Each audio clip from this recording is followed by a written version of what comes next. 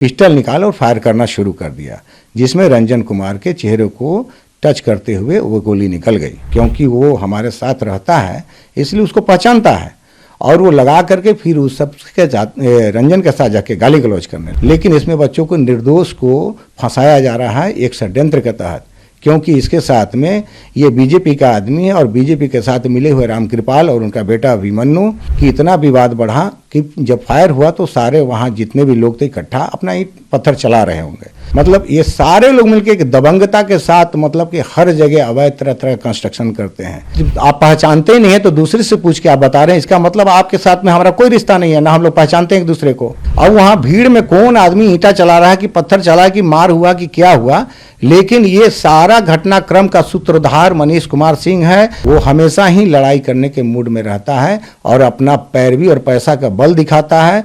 वो अंधाधुन, मतलब कि अपने पैसा और बल का घमंड दिखाता है वो। और कल रात में रंजन कुमार, जो मेरा दूर का भतीजा लगता है, वो जो है रोड पर खा रहा था, कुछ भी खा रहा था अपने दोस्तों के साथ में।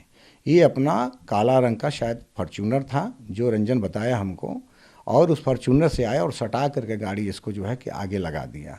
क्योंकि वो हमारे साथ रहता है इसलिए उसको पहचानता है, और वो लगा करके फिर उस सब के रंजन के साथ जाके गाली गलौज करने लगा। गाली गलौज करने तो इन लोगों में बकझक हो गया। बकझक हुआ तो इसमें मारपीट हुआ।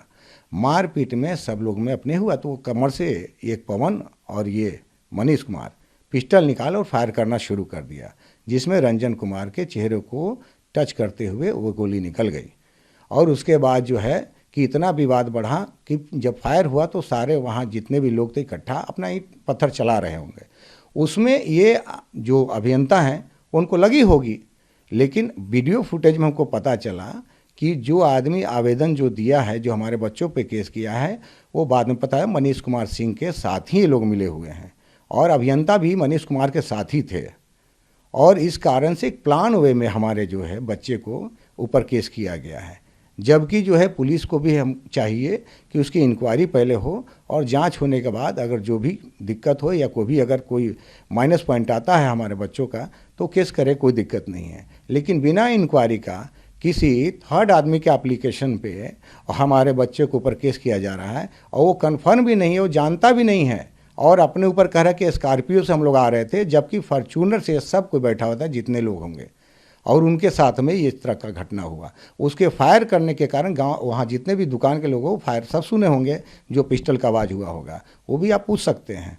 लेकिन इसमें बच्चों को, निर्दोष को फंसाया जा रहा है एक षड्यंत्र के तहत, क्योंकि इसके साथ में ये बीजेपी का आदमी है और बीजेपी के साथ मिले हुए रामकृपाल और उनका बेटा अभिमन्यु और अन्नू सिंह बोरिंग रोड के रहने वाले हैं, जिनका जो है जीजा जी हैं उनके, जैसे अन्नू सिंह जो है साला लगे, एक जो हाईकोर्ट जज थे उनके साला अन्नू सिंह।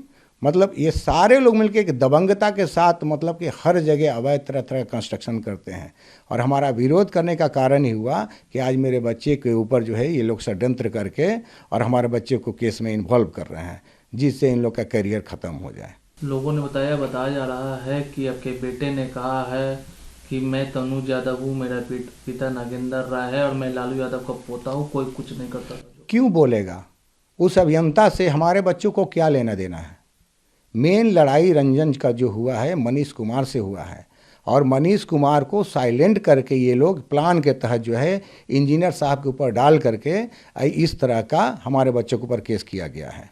इंजीनियर को ना हम लोग पहचानते, ना मेरा बच्चा पहचानता है, कोई नहीं पहचानता है, उससे हम लोग को क्या लेना देना है? इंजीनियर के भाई ने ही कहा है, उन्होंने, इंजीनियर के भाई ने बोला कि किसी ने बताया, मैंने किसी से पूछा तो उसने बताया कि वो तनुज यादव हैं, आनंद यादव हैं।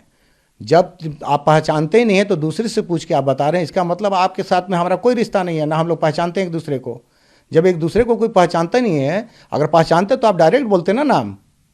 आप नहीं पहचानते तभी तो हमारा और आपका कोई रिश्ता नहीं है। ये मनीष कुमार के साथ ही ये जो डोभी के जो अभियंता है वो उनके साथ क्या कर रहे थे, ये जानकारी लेने की बात है।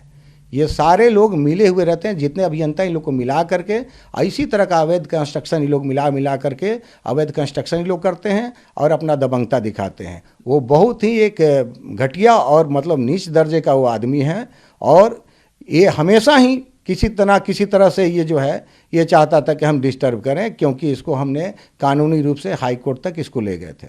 लेकिन जिस तरीके से अधिकारी की पिटाई हुई, चोट भी एक अलग ही है, दिल्ली के हॉस्पिटल में भी उनको एडमिट किया गया है, तो क्या लगता है किस तरह से बुरी तरीके से मारना। देखिए अब कौन वहाँ घटना पे क्या किया नहीं किया उससे हमको ये नहीं है। अब वहाँ भीड़ में कौन आदमी ईंटा चला रहा है कि पत्थर चला है कि मार हुआ कि क्या हुआ, लेकिन ये सारा घटनाक्रम का सूत्रधार मनीष कुमार सिंह है, उसका भाई एक पवन है, एक रवि है और 3-4 आदमी और हैं। वो सब मिल करके ये सारा जितना भी, वो लोग आके गाड़ी रोक करके जो लड़ाई नहीं करते और इस तरह का विवाद नहीं होता तो कुछ नहीं होता। वो हमेशा ही लड़ाई करने के मूड में रहता है और अपना पैरवी और पैसा का बल दिखाता है। वो अंधाधुन मतलब कि अपने पैसा और बल का घमंड दिखाता है वो।